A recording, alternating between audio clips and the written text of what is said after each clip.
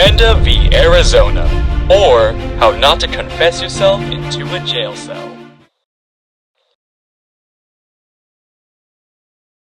Now, folks, let me tell you a story about a fellow named Ernesto Miranda. Bless his heart, this man thought with his eyeballs instead of his brain, and that's never a winning strategy. It's like trying to fry chicken in a snowstorm. You're gonna end up cold, confused, and in trouble with somebody's mama. Miranda was arrested back in March of 1963 for some very serious crimes. Kidnapping and crimes against an 18-year-old woman, plus a few other misdeeds around town.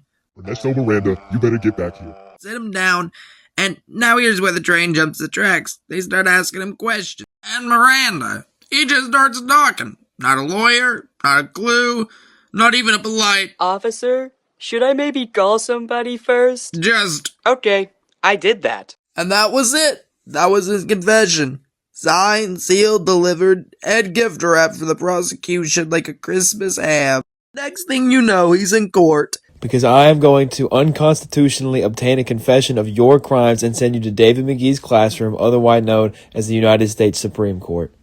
And the state says, Ladies and gentlemen, here is the man's own confession. and Miranda says, Hey, now wait a minute. Nobody told me I had rights. which is a little like eating an entire jalapeno and then complaining it's hot. The time to think that was through was earlier, amigo. So, Miranda writes a letter. In Washington, we call it a petition for a writ de censure, but in plain English it means, Dear Mr. Supreme Court, I didn't know my rights. That ain't fair. Please help. and the Supreme Court, being the adults in the room, said, You know what?